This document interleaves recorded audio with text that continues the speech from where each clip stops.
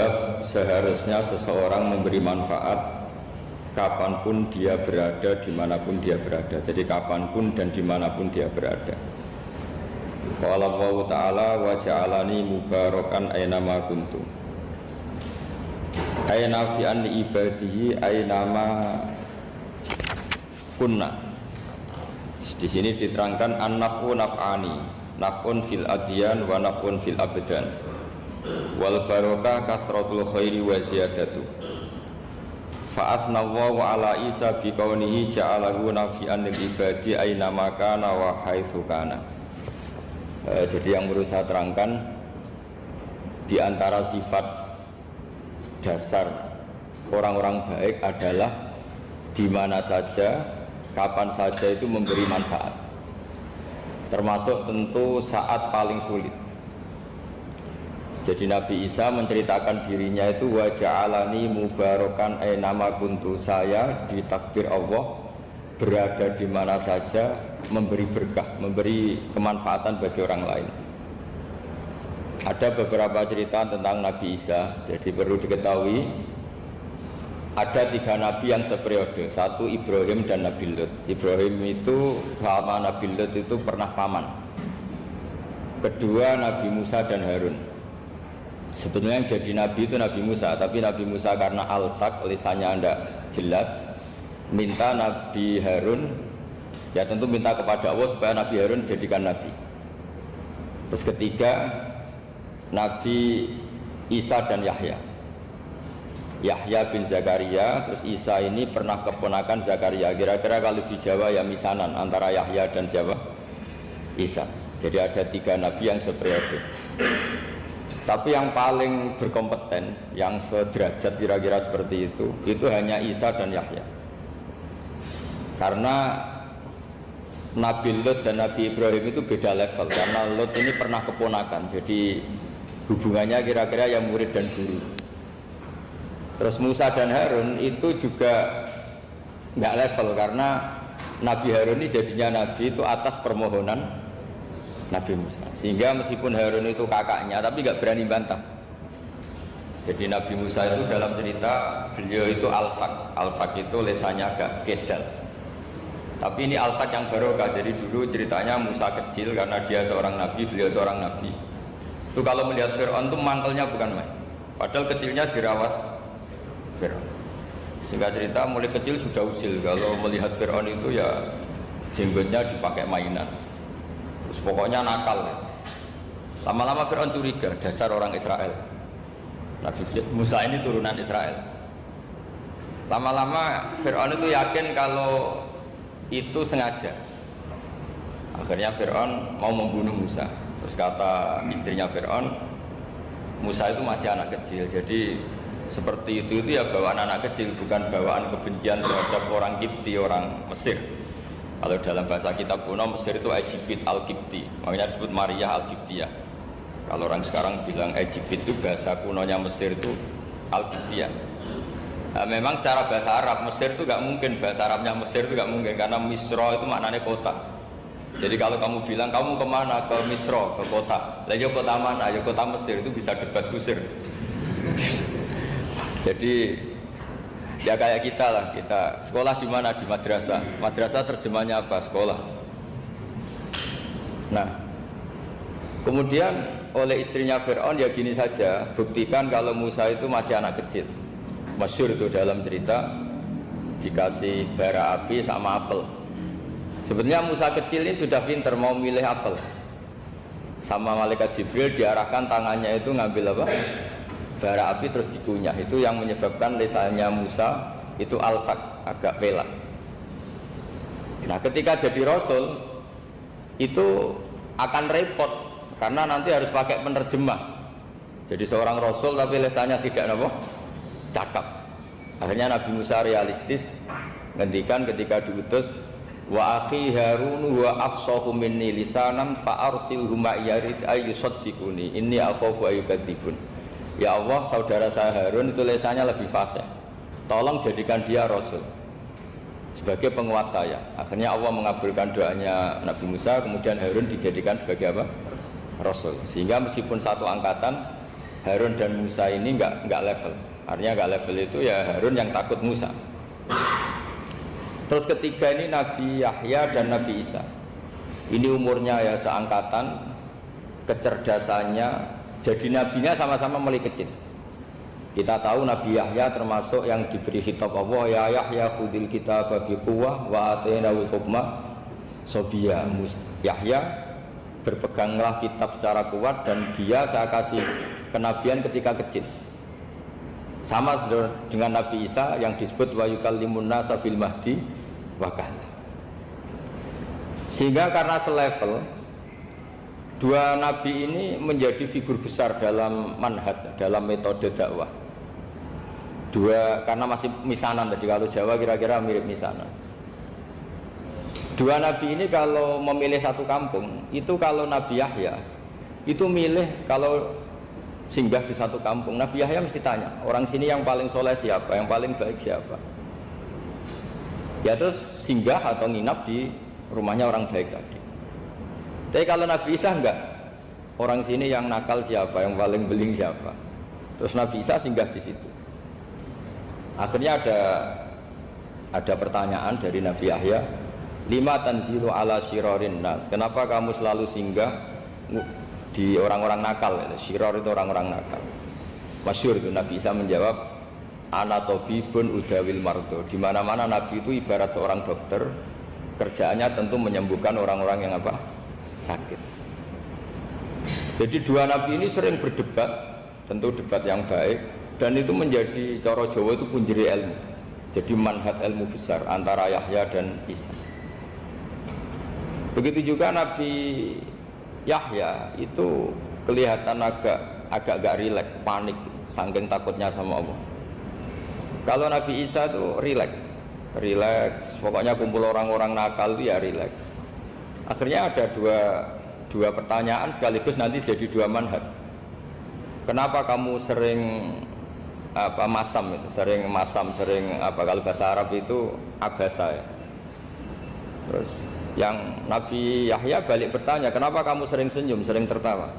Kenapa memangnya? Terus ka'annaka ta'manu min makrillah, kamu sering senyum kayak kami sudah terbebas dari azab Allah, dari ditegur Allah, seakan-akan kamu orang paling benar yang nggak akan salah. Nabi Isa balik tanya, sama kamu sering masam, sering merut, ka'annaka taqnatu min rahmatillah, seakan-akan kamu putus asa dari rahmatnya Allah. Sehingga kemudian itu jadi manhaj besar. Kalau terlalu senyum ya dianggap orang yang kayak nggak punya perasaan dosa. Tapi kalau terlalu masam, terlalu merenggut, seakan-akan rahmat Allah itu terbatas. Sehingga seakan-akan Allah itu rahmatnya nggak cukup lah untuk mengelola manusia ini. Sehingga itu jadi metode besar yang masyhur itu dalam sebuah hadis Nabi ngendikan, ulama ummati ka anbiya Bani Israil. Ulama umatku itu kapasitasnya atau fungsinya atau manfaatnya setingkat nabi-nabi Bani Israil. Karena ketika umat ini enggak ditunggui para nabi setelah Rasulullah SAW, itu yang nunggui hanya ulama. Tapi ulama ini sudah cukup mewakili para nabi Bani Israil. Dan banyak syurahul hadis, para penyarah hadis mensarahkan, Nabi tidak ngendikan ulama ummati kamisli seperti saya, tapi ka'ambiyai Bani Israel, bagaimana nabi-nabi Bani Israel. Nabi Bani Israel itu macam-macam, termasuk ada yang tidak nikah, yaitu yang bernama Yahya dan Isa. Delala umatnya Nabi itu ada orang alim alamah yang ilmunya melegenda, yaitu namanya Imam Nawawi, itu tidak nikah sampai kabudut. Meskipun dalam ajaran syariatnya Nabi an-nikah sunnati, tapi selalu ada orang yang ditakdir tidak nikah karena masyhul, karena sibuk ngurus ilmu, bukan karena tidak laku. Yang jelas itu bukan karena tidak laku. Imam Nawawi itu ganteng, orangnya ya normal, tapi karena sibuk nulis, beliau sampai kabudut itu tidak nikah. Imam Sibawayh itu suka sekali sama ilmu, menjadi istri utamanya ya ilmu itu. Dia ganteng, Sibawayh itu maknanya itu apel, dia ganteng sekali, sampai banyak cewek yang seneng, akhirnya dia nikah. Tapi nggak pernah dikumpulin. Dia belajar terus. Ketika beliau ke pasar, dulu nggak ada supermarket, beli kertas, kitabnya dibakar semua sama istrinya. Dikira istrinya terus mencintai dia, malah diceraikan. Itu siapa? Imam Sibawayh. Terus ada umatnya Nabi yang paling unik di dunia, mungkin Pak dosen, saya kiai pun nggak bisa niru. Itu ada orang tuh ganteng sekali, istrinya cantik sekali. Itu tahu-tahu sudah 10 tahun tidak pernah hubungan suami istri. Karena ketika si suami itu tahu istrinya cantik, itu langsung sholat sujud syukur, sholat terus, saking senengnya punya istri cantik. Yang istrinya cantik juga solihah, tahu suaminya ganteng ya terus sholat terus syukur. Itu sampai berhari sampai bertahun-tahun. Terus ketika ketemu cocokan, dek kita sudah nikah berapa? Terus dilihat kayaknya sudah 10 tahun tapi tidak pernah hubungan. Oh itu nggak kebayang, itu ganteng sama cantik. Kalau jelek sama jelek itu mungkin. Yang satu bilang naudzubillah, satu itu kan nunggu rafa saja. Ini nggak ganteng sama cantik. Nah kenapa kualitas ulamanya Rasulullah itu bisa seperti Nabi Bani Israel? Karena agama ini, umat ini sudah ada ditunggui para nabi. Sehingga mau tidak mau kualitas ulama, alhamdulillah barokahnya Nabi itu berkualitas kayak nabinya Bani Israel. Nah ini penting sekali saya utarakan supaya dicek saja. Kalau kita nggak percaya, dicek saja dalam hadis-hadis sahih. Misalnya begini, ketika Nabi memenangkan perang Badar, itu ada Asra Badrin, tawanan-tawanan perang Badar. Nabi suka musyawarah, suka rembukan. Ya Abu Bakar, menurut kamu tawanan ini diapakan? Kata Abu Bakar, hum asyiratuka, mereka itu keluarga engkau, orang-orang Quraisy. Ya dibebaskan saja, pakai tebusan. Nanti uang itu kita kelola supaya jadi penguat Islam, dan orang-orang ini merasa utang jasa karena harusnya dibunuh tapi kita bebaskan. Terus tanya, bagaimana kamu ya Umar, menurut kamu? Kata Umar, ini kan orang-orang yang dulu ingin bunuh kamu, yang ingin menghabisi jenengan, ingin dan sudah ngusir jenengan. Ya setelah ketangkap ya dibunuh, kok repot. Apa kata Rasulullah? Rasulullah spontan ngendikan, inna masalah kayak Abu Bakrin kamasali Ibrahim, kamu ibarat kayak Nabi Ibrahim. Izqala faman tabi'ani fa innahu minni wa man asani fa innaka ghafurur rahim. Jadi Nabi Ibrahim itu unik, melihat umat itu sesyafakoh itu. Syafakoh itu banget sayangnya. Nabi Ibrahim cara berpikir, faman tabi'ani fa innahu minni, orang yang ikut saya ya Allah pasti golongan saya, tentu layak masuk surga. Wa man asani, orang yang mendurhakai saya, fa innaka ghafurur rahim, engkau maha pengampun. Bukan yang mendurhakai langsung masuk neraka, enggak, engkau maha pengampun. Wa masaluka ya Umar kama salin Nuh, isqala rabbi la tadzar ala ardi minal kafirina dajjara. Umar, kamu mirip Nabi Nuh, inginnya semua orang kafir dihabisin. Ya masyhur kan, Nabi Nuh itu nggak ingin ada orang kafir sampai ada banjir tufan. Nah kalau sampean tanya bedanya apa dengan garis keras sekarang, bedanya ya beda sekali. Kalau Nabi Nuh benci sama orang kafir itu diserahkan yang punya, sehingga yang punya yaitu Allah yang menghukum dengan banjir bandang. Tapi kalau kita kan kadang kita bertindak sendiri, jadi potensi disalahkan. Yang jelas dalam hadis-hadis sahih, Nabi Nuh itu tidak bisa mensyafaati karena itu. Ketika diminta ini hadis sahih, bukan ada di Bukhari, ada di Muslim. Karena biasanya kalau di kota itu ditanya ini sahih enggak. Untungnya yang tanya kadang tidak paham, ini alhamdulillah hanya ada di. Wah repot. Nabi Nuh itu diantara sebabnya enggak bisa mensyafaati adalah pernah corong Jawa maksudno kaume. Kalau dalam bahasa Arab itu da'a li Zaidin berarti mendoakan positif, kalau da'a la Zaidin mendoakan negatif. Kalau orang Jawa itu ada doa, ada pasot. Nabi Nuh adalah orang yang pernah maksudkan kaumnya. Nah, saya cerita sedikit tentang Nabi Nuh dan Nabi Ibrahim. Nabi Ibrahim dianggap tadi cerminannya Abu Bakar, dianggap niru Ibrahim, cerminannya Umar, dianggap niru Nabi siapa? Nabi Nuh. Lalu kalau sampean tanya, bedanya gimana? Begini logikanya. Andai kan kita mengkaji secara akademik begini. Ada ulama besar namanya Abdul Hasan Asyadzili, itu masyhur di Indonesia menjadi Thariqah Syadziliyah. Terus ada seorang muridnya minta gini, ya Abdul Hasan Asyadzili, tolong saya dikasih ijazah supaya saya tidak pernah maksiat di bumi ini.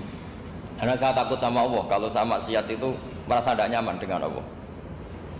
Abdul Hasan Asyadzili ini malah marah besar. Atuhibbu alla tadhhara maghfiratuh. Kalau kamu tidak pernah maksiat, berarti kamu suka maghfirahnya Allah Ta'ala itu tidak kelihatan, karena nggak ada yang maksiat. Tapi bukan dukung kamu yang tidak ada, ini cerita ilmiah. Tapi kalau Said Abdul Al-Haddad itu kebalikannya. Ada orang fasik gitu hidup berkeliaran, mengganggu masyarakat, ganggu ketertiban agama. Ada kiai atau siapa gitu mendoakan supaya tobat atau dikasih panjang umur supaya nanti bisa tobat.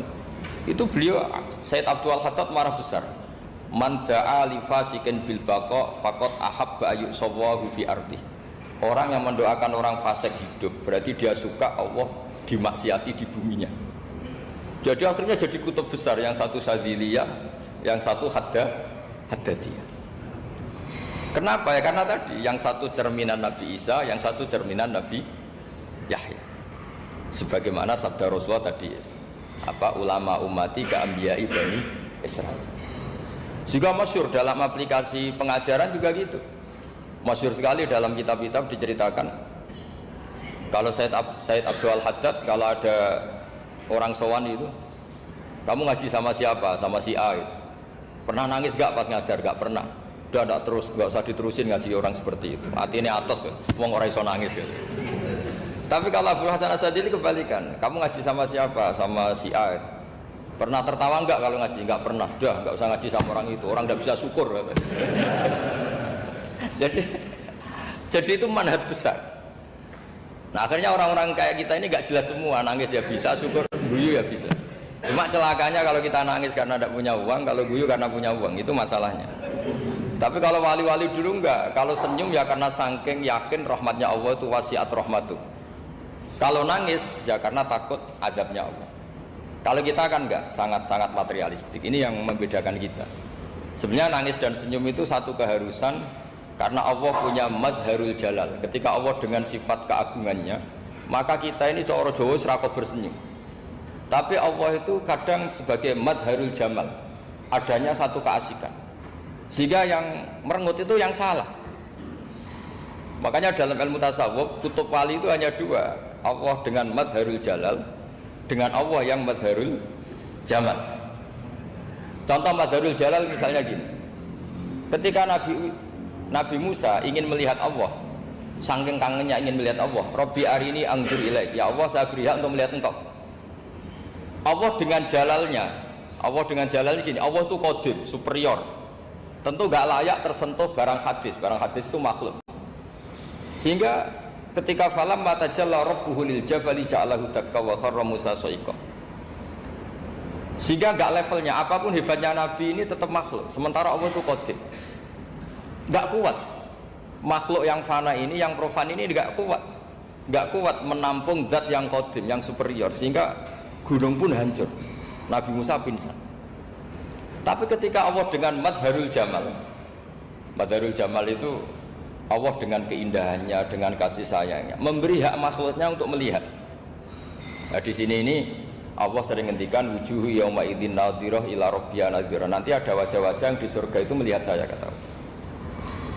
Tapi apakah betul melihat kayak saya melihat dosen, melihat Pak Rektor, melihat teman-teman? Itu tidak bisa.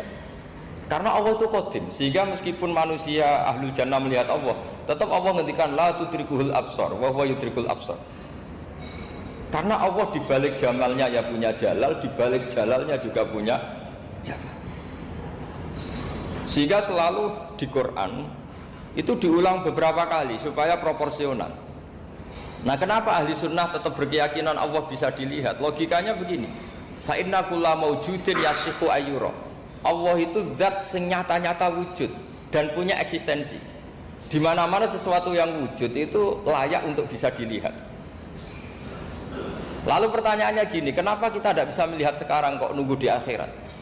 Karena mata kita sekarang itu profan, fana. Sementara kita setelah di surga, tubuh kita didesain abadi. Ya saya ulang lagi ya, setelah kita di surga, semua fisik kita ini didesain abadi. Tentu karena desainnya sudah abadi, layak melihat zat yang abadi. Tapi pertanyaannya, kenapa tidak bisa ikhatoh, tidak bisa melihat sampai faham, la tudrikul absar? Karena abadi kita itu diabadikan. Sebagaimana surga abadinya diabadikan, neraka diabadikan. Sementara Allah abadi dengan dirinya sendiri, yaitu Al-Qayyum, atau dalam bahasa ngajinya qiyamuhu binafsi.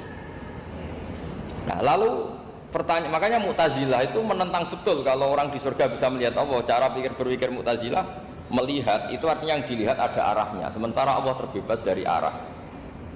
Tapi kata ahli sunnah cara berpikir tidak seperti itu. Melihat itu pokoknya tahu. Nah, tahu karena mata itu karena kita ditakdir tahu itu karena mata. Sebetulnya yang menjadikan tahu itu tidak mata.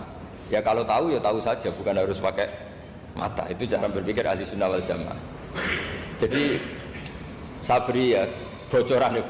Kenapa mazhab ahli sunnah itu yang dipilih oleh banyak mayoritas di dunia, jumhur itu. Ahli sunnah itu dianggap pikirannya lebih orisinal. Misalnya ahli sunnah kalau ditanya, kenapa kamu melihat? Ya melihat saja. Kenapa kamu mendengar? Ya mendengar saja. Kesannya itu tidak rasional, kayak orang yang nggak pinter itu. Tapi sebetulnya itu yang benar. Jadi cara berpikir ahli sunnah itu melihat itu menjadi tahu. Menjadi tahu itu bisa karena mendengar, bisa karena melihat, bisa karena dikasih tahu, bisa karena bersentuhan. Sebab itu di Quran itu ada ayat ala ya'lamu man khalaqa, bukankah zat yang menciptakan itu menjadi tahu. Sehingga kenapa Allah itu selalu tahu? Karena Allah yang menciptakan. Kalau kamu tahu karena mata, sekali itu jauh maka kamu tidak melihat. Atau kamu sekarang buta, kamu tidak melihat. Atau tertutupi barang itu maka kamu tidak melihat. Tapi kalau kamu tahu karena kamu menciptakan, maka akan melihat terus. Misalnya saya ini tukang batu. Saya ingat betul ketika saya bangun Monas, itu pulpen saya tak tanam di dalam Monas. Saya ingat betul kalau pulpen saya warnanya putih, tak tanam di Monas 2 meter dari pondasi. Setelah saya pulang ke Jogja ditanya, di dalam Monas ada apa? Ada pulpen, posisinya 2 meter dari pondasi. Kenapa saya tahu? Karena saya yang menciptakan. Nah, karena menciptakan ini sehingga tahu saya akan terus menerus. Tapi kalau tahu karena mata, sekali barang itu tertutupi, nggak tahu. Misalnya saya tahu jenengan karena dekat sekali jenengan kemana-mana saya sudah tidak tahu. Tapi kalau saya menaruh sesuatu di tubuh Anda, sehingga kamu kemana-mana tetap tahu bahwa barang itu ada di tubuh. Nanti kalau ada yang protes, tapi bisa saja Gus barang itu dicuri orang kemudian Anda tidak tahu. Yang menjadi tidak tahu karena saya sudah tidak menciptakan suasana itu. Selagi saya yang menciptakan, maka akan tahu terus. Nah, tapi karena Allah ini menciptakan semua yang ada di bumi, maka Allah tahu terus. Jika Allah tahu cara bikin kuman, terus tahu bahwa manusia itu punya kuman, kumannya punya organ, organnya juga punya kuman. Terus gak kebayang. Kamu bayangkan kayak, makanya Allah itu kalau cerita sederhana, innallaha la yastahi ayyadriba matsalam ma ba'udatan fama fawqaha. Allah itu tidak malu bikin perumpamaan nyamuk, karena nyamuk itu lebih dahsyat dibanding gajah. Para pematung itu disuruh bikin gajah masih mampu, bikinkan patung gajah, mungkin masih sanggup. Tapi kalau tak suruh bikin patung nyamuk, nggak usah bikin hidup, patungnya saja sekecil itu. Padahal nyamuk kecil itu punya organ tubuh. Lalu bikinnya organ tubuh nyamuk itu kayak apa sih? Organnya punya kuman, kumannya punya organ, organnya juga punya kuman. Sehingga orang-orang alim itu baca nyamuk itu lebih jadi ayat Allah ketimbang melihat dinosaurus. Tapi sekarang orang itu nggak tertarik ceritanya. Jadi beda perasaannya orang alim sama orang awam. Kalau orang awam tuh melihat mukjizat kan yang dasar-dasar kayak dinosaurus, gajah, wow gitu. Kalau orang alim nggak, malah melihat nyamuk. Nah, kealiman seperti itu terjaga di umatnya Muhammad, di umatnya Rasulullah Muhammad SAW. Karena ketika umat ini nggak ditumbuhi para nabi, itu Allah menjamin Muhammad, ulama umatmu nanti punya kemampuan seperti nabi. Tentu tidak dalam keutamaan ya, keutamaan tentu nggak sekelas sama nabi. Kenapa itu terjadi? Karena tadi para nabi ini mewakili sekian karakter. Kalau kita sangat mencintai Indonesia, maka kita akan tegas siapapun yang ingin menghancurkan Indonesia. Itu kira-kira cerminan Nabi Nuh. Kalau kita sangat mencintai Allah, maka kita akan benci sebenci-bencinya sama orang yang mendurhakai Allah. Tapi masalahnya Allah yang kita cintai itu memaklumatkan diri kalau bersifat ghafur, pengampun. Jika kalau kita terlalu kasar, ini kan yang kita cintai bersifat ghafur kok kita kasar. Di sini Nabi Ibrahim, beliau sangat mangkel sekali sama yang durhaka sama Allah. Tapi kalau mau mangkel gimana? Zat yang mengajarkan itu bersifat ghafur. Maka kita mau tidak mau, makanya ada riwayat mengatakan takhallaku bi akhlaqillah, kamu bertata krama kayak akhlaknya Allah. Akhirnya ya sudah, kita mau apa coba? Kira-kira kalau kamu mencintai seseorang, itu potensinya kan dua, protektif. Ada telepon, itu dari siapa? Cewek atau cowok? Protektif. Itu bukti cinta apa bukti suudon kan tidak tahu.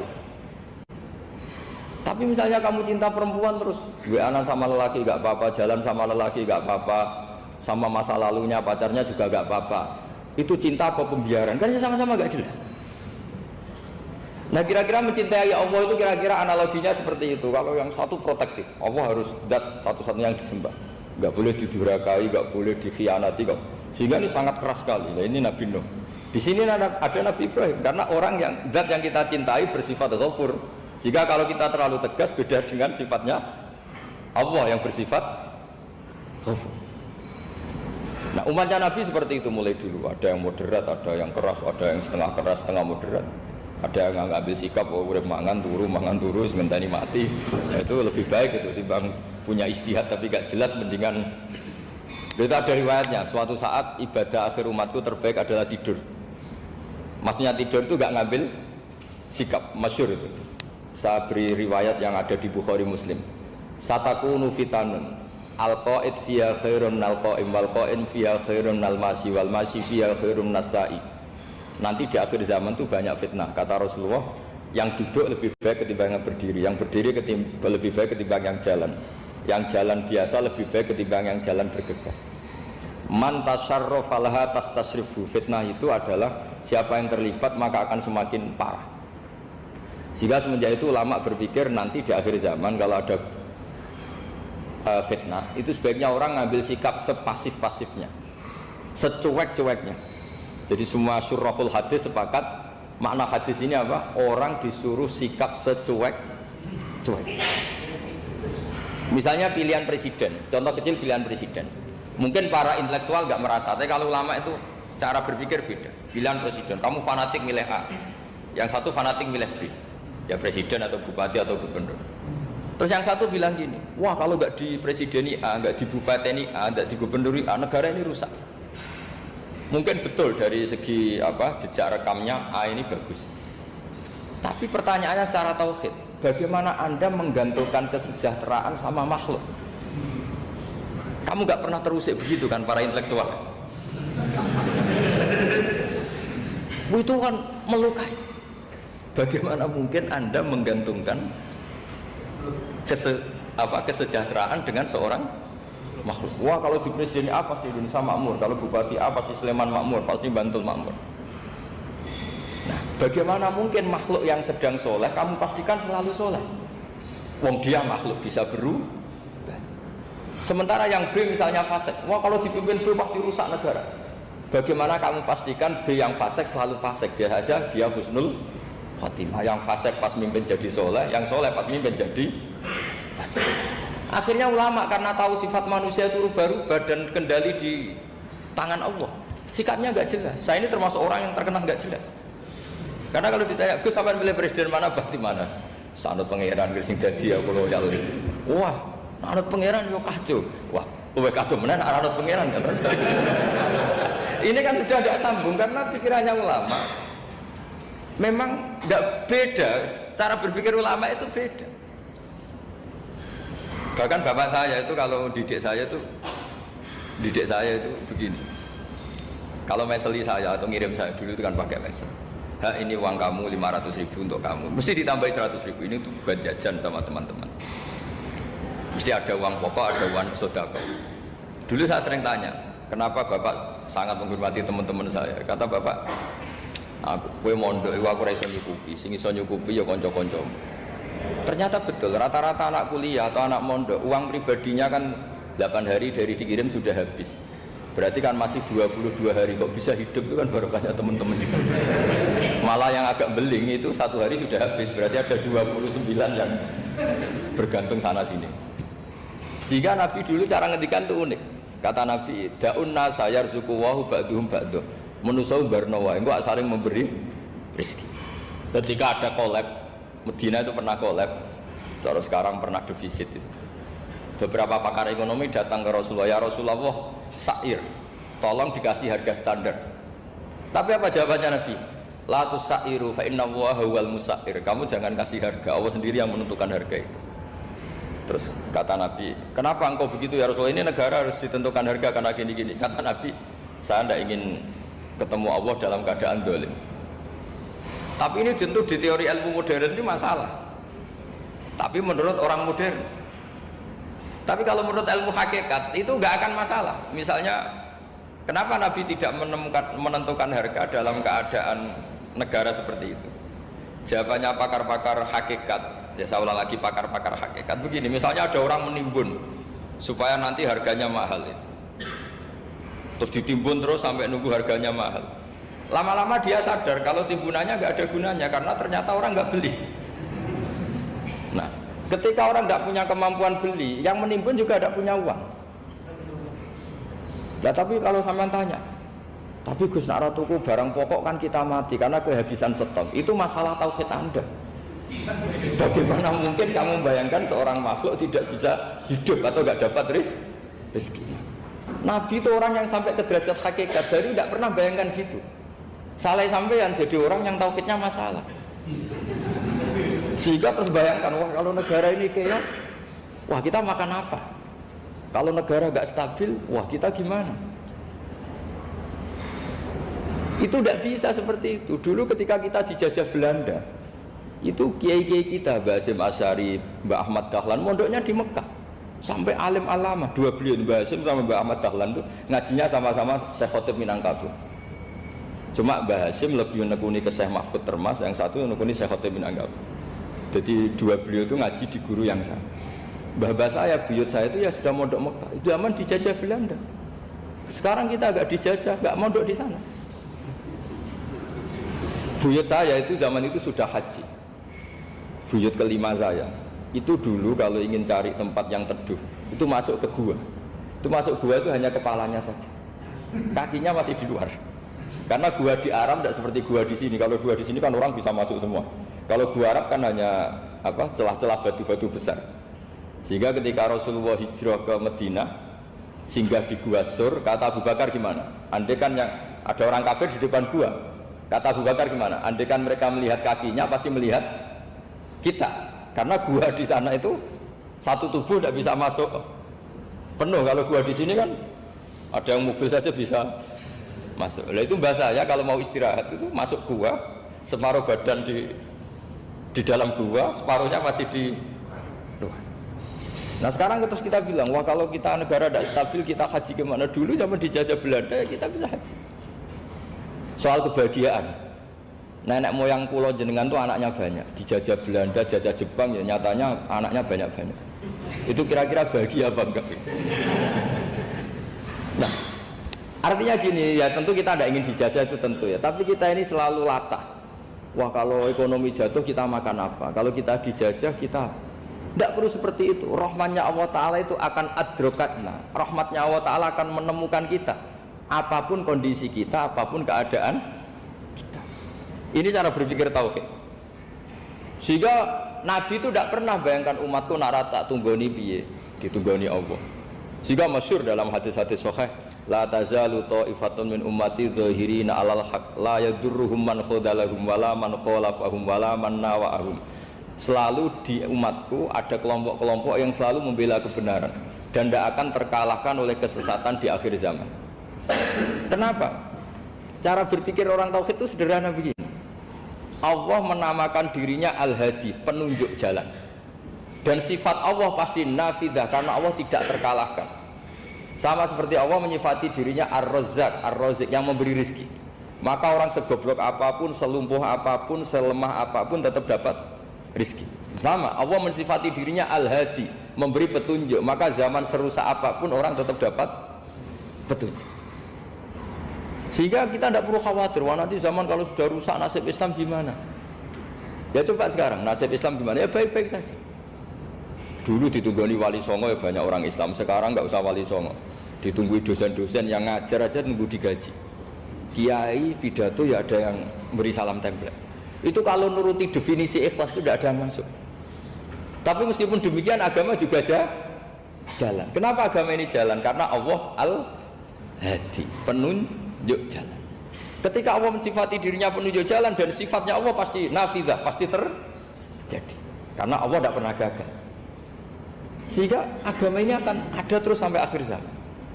Coba Amerika kayak apa, Islamofobia. Di Amerika tambah lama tambah banyak Islam, Eropa juga gitu, Australia juga gitu. Anda kan nuruti teori sosial. Sudah dunia sudah materialistik kayak gini, orang dohirnya itu akan meninggalkan agama. Nyatanya enggak juga. Saya pernah di Korea seminggu, itu di negara ateis. Itu TKI ke sana tuh nyari uang. Ternyata ya kepikiran bikin masjid, bikin komunitas Islam. Coba siapa yang menggerakkan hati itu? Hanya Allah Subhanahu wa ta'ala. Ya, jadi cara berpikir tauhid saya ulang lagi, saya mohon sekali di pengajian ini saya cerita wajah alani mubarakan aina ma kuntu. Jadi cara berpikir sekian nabi, terus kita punya karakter tertentu, kita milih nabi ini itu sah. Karena ulama ummati ka ambiyai bani Israel. Ulama umatku itu ibarat kayak nabi bani Israel. Jadi ada yang milih tadi seperti Nabi Isa fokusnya ngurusi orang-orang nakal. Itu juga bagus karena di mana-mana nabi itu seperti dokter. Tapi Nabi Yahya hanya berkawan sama orang-orang soleh. Kita tahu berkawan orang fasik itu resiko ketularan. Iman pas-pasan wae kancanan wong fasik kan taqabbalallahu minna minkum gitu. Wong kamu sendiri tidak sehat-sehat amat berteman orang penyakitan kan bahaya. Tapi kalau kamu sebagai dokter kok hanya berteman orang sehat, lalu kamu apa? Penelitiannya gimana? Masa saya dokter spesialis, pernah penelitian, semua orang sehat saya pernah saya teliti. Itu dokter aneh apa enggak? Saya dokter spesialis TBC, spesialis paru-paru. Yang kamu teliti siapa? Semua orang sehat. Pernah meneliti yang sakit? Enggak pernah. Kan ya jadi dokter aneh. Tapi misalnya terus kamu sendiri terus berteman orang penyakitan terus kan ya rawan tertular. Nah, ini ada dua figur yaitu Nabi Yahya dan Nabi siapa? Ya saya kira demikian. Baik, di sini kita buka pertanyaan mungkin dari Bapak Ibu. Dua ya. Nanti waktunya. Ada dua pertanyaan mungkin dari Bapak Ibu sedikit bertanya.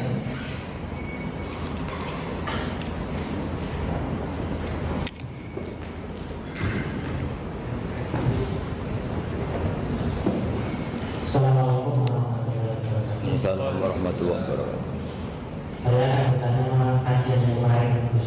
Ya. Kemarin kita mengatakan bahwa kalau berdoa itu sedikit-sedikit saja, yang pokok saja gitu. Gimana? Tapi ada ulama itu. Ulang lagi Kak, berarti saya. Kemarin mengatakan bahwa kalau berdoa nggak usah panjang-panjang, pendek aja. Tapi banyak ulama mengatakan bahwa kalau doa itu yang banyak, karena doa itu ibadah. Rukunitas dan berlaku. Banyak ulama itu yang mengatakan doa rukun ibadah, doa itu intinya dari ibadah. Itu gimana? Oh ya. Terima kasih. Assalamualaikum warahmatullahi wabarakatuh. Udah ini gak apa-apa di sini aja. Jadi jelas ya ada ayatnya ud'u rabbakum tadarru'aw wa khufyah. Terusannya apa? Innahu la yuhibbul mu'tadin. Kalau kamu berdoa itu yang tadarru' itu ya yang sangat sopan, wa khufyah secara diam-diam atau secara enggak berlebihan. Terusannya ayat innahu la yuhibbul mu'tadin. Allah itu tidak suka orang yang melewati batas. Itu termasuk melewati batas dalam doa karena ada unsur mendikte Allah. Saya memberi contoh tadi. Misalnya kita sebagai cowok berdoa, ya Allah saya ingin punya istri cantik, sholihah, nasabnya baik, gak pernah cerewet, gak pernah apa. Itu kan nanti nyarinya juga susah. Nanti kalau Allah menjabatkan itu adanya di surga, ning donya ora payu rabi kira-kira. Ya itu sudah berlebihan. Terus kalau ada ulama mengatakan doa itu mukhul ibadah, itu maksudnya gini, doa itu bukti kita minta itu bukti kita lemah. Dan merasa lemah itu sudah bagian dari ibadah. Makanya masyhur itu syairnya Abdul Al-Haddad itu, fadu'ai wabdihali dalilun li fiftikori itu. Jadi saya berdoa itu hanya sebagai bukti saya butuh Allah. Saya sendiri tidak punya kepentingan mustajab apa enggak. Jadi wali-wali yang mengatakan doa itu mukhul ibadah, sebetulnya itu malah wali-wali yang dari awal gak kelintas disembadani apa enggak. Butuhnya dia itu menunjukkan bahwa saya ini lemah. Buktinya, posisinya minta. Itu yang dimaksud mukhul ibadah. Tapi kalau kita berdoa terus posisi kita protes, katanya kamu baik ya Allah, engkau baik, ternyata enggak juga. Buktinya semua doa saya enggak kamu kabulkan. Wah, ini malah doa kriminal jadinya. Jadi yang dimaksud mukhul ibadah itu doa itu bukti minta itu bukti lemah. Makanya ada syairnya Abdul Al-Haddad masyhur, fadu'a ibabdihali dalilun li fiftikor. Jadi saya minta engkau ya Allah itu bukti saya butuh. Jadi itu bukan dua hal yang harus dipertentangkan. Jadi kalau doa dikatakan apa? Ibadah, karena di doa itu minta. Nah, minta itu bukti merasa kita lemah. Berarti kita sa'il, Allah mas'ul. Kita minta, Allah yang kita mintain. Kita menengadah, Allah yang berposisi memberi. Itu saja sudah cukup sebagai ibadah. Meskipun doa kita tidak mustajab. Karena memang tadi seperti itu. Kalau di ilmu-ilmu tasawuf itu apa ya? Doa itu memang benar-benar sudah mukul ibadah, karena tadi perasaan merasa butuh sama Allah itu. Nah, merasa butuh itu, nah kalau kita berdoa merasa butuh sama yang kita minta, itu dalam ilmu tasawuf sudah kriminal, berarti kamu lebih butuh makhluknya. Misalnya begini ya, saya ingin punya rumah bagus, terus setelah punya rumah kredit saya utangnya banyak. Sebetulnya saya itu tidak pernah ingat Allah, gara-gara utang banyak, kredit jatuh tempo, terus melibatkan Allah. Ya Allah, saya ini utang banyak ini, terus tolong dibayar. Sebetulnya saya itu ingat utang, cuma Allah tak libatkan kan gitu. Lah itu tidak akan jadi wali, yang jenis ini tidak akan jadi wali. Saya ingin jadi dosen, melibatkan siapa ya nanya? Melibatkan Allah, terus malam-malam bangun melibatkan Allah. Itu artinya apa? Kamu itu lebih ingin yang kamu minta ketimbang ingin Allah. Kalau wali itu enggak gitu, kangen Allah, terus tahu Allah itu zat pemberi, karena tahu Allah zat pemberi terus minta.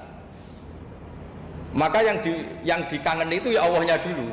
Kalau kita kan enggak, punya kasus dulu, punya keinginan banyak dulu, baru ingat siapa yang bisa ya. Oh Allah, terus Allah kita libatkan. Ya untungnya Allah baik, mau ramal utang bukan mikir, untungnya Allah tidak jawab itu. Jadi itu bedanya wali. Kalau wali itu kangen Allah dulu, baru minta. Kalau kita enggak, banyak masalah dulu, baru melibatkan Allah. Nah yang jenis ini itu bahaya, kalau enggak disembadani mesti ngomel ya. Gusti katanya kalau yang minta kamu kabulkan, ternyata ini enggak. Nanti kalau Allah jawab, kamu itu tidak kangen saya, kamu itu kangen uang, kangen perempuan cantik yang kamu inginkan, terus kamu melibatkan saya. Urusannya apa saya dengan itu? Pak, makanya tidak usah nuntut, karena awalnya sudah salah. Ya saya kira itu ya. Jadi ada ayat apa? Ud'u rabbakum tadarru'aw wa khufyah. Terusannya apa? Innahu la yuhibbul mu'tadin. Itu di semua tafsir dikatakan Allah enggak suka orang yang berlebihan dalam doa. Berlebihan tadi, misalnya minta sesuatu yang terlalu besar, atau permintaan kemarin saja lanu addi syukroh, kita tidak bisa memenuhi mensyukuri, sudah minta lagi. Misalnya seorang jomblo, targetnya kan asal payu nikah, tapi setelah nikah bayangkan istrinya solihah, tidak cerewet, itu kan berlebihan. Hilang status jomblo saja belum kamu syukuri kok sudah minta macam-macam. Jadi harusnya kan syukur dulu ya. Sekedar laku nikah ini kan ada syukur yang harus. Seperti jadi dosen juga gitu, sekedar jadi dosen harus kita syukuri dulu, karena menjadi kita tidak nganggur. Itu kan satu harkat sosial yang luar biasa. Jangan tahu-tahu sudah hari kedua cari intensif, cari ini itu, syukurnya aja belum sudah kemana-mana. Itu sudah mu'tadin, sudah melebihi.